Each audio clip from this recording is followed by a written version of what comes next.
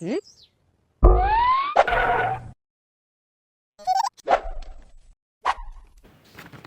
வணக்கம்.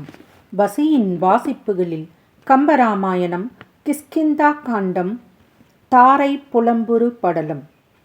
வாலி பரமபதத்தை அடைந்ததும் ஸ்ரீராமர் சுக்ரீவனின் கையை பிடித்து கொண்டும் அங்கதனையும் அழைத்து கொண்டு லக்ஷ்மணனும் அனுமனும் மற்றவர்களும் தொடர அங்கிருந்து சற்று விலகிச் சென்றார். அப்பொழுது வாலி இறந்த செய்தியை கேள்விப்பட்ட தாரை தன் தோழியருடன் வர அங்கே வந்தாள். இறந்து கிடக்கும் கணவனைக் கண்டாள். அவள் நெஞ்சில் துன்பம் பாறை என மோதியது.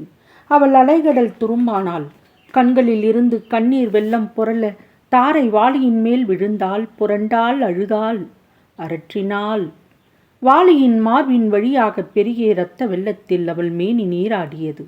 தேக பலமும் மனோபலமும் தளர்ந்து பாரத்தால் சாய்ந்து தாழ்கின்ற கூந்தல் அவிழ்ந்து தரையில் விழுந்து புரள அவள் பெருங்குரலில், என் ஆருயிரே, என் உள்ளமே, என் அரசே, உமது மார்பில் சாய்ந்து இன்பம் அனுபவித்து ஒரு நாளும் துன்பம் காணாதவளான நான் உமது இந்த நிலைமையை பார்க்க பயப்படுகின்றேன். என்னுடன் பகையின்றி வாழ்ந்தவரே, உமக்கு நேர்ந்த இத்துன்பத்தைக் கண்டும் உயிர் விடாதவளான என்னை நீர் வெறுக்க மாட்டீரோ? என்னையும் உம்மிடம் நீர் அழைத்து கொள்ள மாட்டீரோ மணாளரே?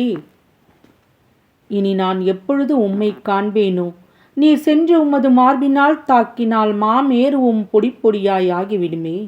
அப்படிப்பட்ட வலிய உமது மார்பை ஓர் எளிய அம்பு பிளப்பதற்கு உரியதோ? இது தேவர்கள் செய்த மாயம்தானோ? நான் தெளிகின்றேன். இல்லை, இல்லை, இங்கே இறந்து கிடப்பவர் உம்மை என்று வேறொரு வாலியோ?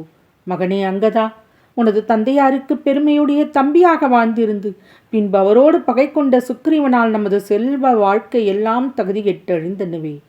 இதனை நீ பார்க்கவில்லையோ? ராமபிரான் ஒரு வீரனுக்கு தகாத செயலை செய்து விட்டார்.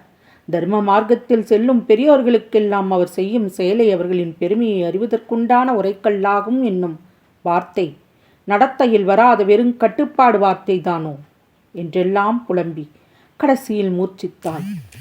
தாரையின் புலம்பலை கேட்ட அனுமன் அங்கே விரைந்து அங்கதனோடும் சுக்ரீவனோடும் வந்தான். மூர்ச்சித்து விழுந்த தாரையை அவள் தோழிமார் மூலமாக கிஷ்கிந்தாபுரி அரண்மனை அந்தப்புறத்திற்கு அனுப்பி வைத்தான். அவ்வேளை முடிந்ததும் அங்கதனை கொண்டு வாலிக்கு ஈமக்கடன்களை நிறைவேற்றினான். பின்பு அவர்கள் அங்கிருந்து சென்று ராமலக்ஷ்மணரை அடைந்தார்கள். அவர்களுக்கு சுக்ரீவன் நடந்த செய்திகளை கூறினான். அப்போது சூரியன் மேற்றிசையில் சென்று ஒளிந்தான். உலோபிகளின் மனம் போல இருள் எங்கும் பரவிற்று. ராமபிரானின் நினைவில் சீதையின் முகம் ஆடியது. அவளை பற்றிய நினைவில் அவள் வருந்தினார். அந்த வருத்தத்துடன் நீண்ட கொடிய இரவை கழித்தார். மெல்ல மெல்ல பொழுது விடியத் தொடங்கியது. ராமருக்கு துன்பத்தை கொடுத்து கொண்டிருந்த இரவை ஓடோடி வந்து விரட்டினான் சூரியன். தொடரும். வசியின் வாசிப்புகள் பிடித்திருக்கும் என்று நம்புகிறேன். எனக்கு சப்ஸ்கிரைப் செய்து, லைக் செய்து, ஷேர் செய்யவும். தங்களின் மேலான கருத்துக்களை கமெண்டில் பதிவிடவும். அதுவே எனக்கு உற்சாகமூட்டும். நன்றி.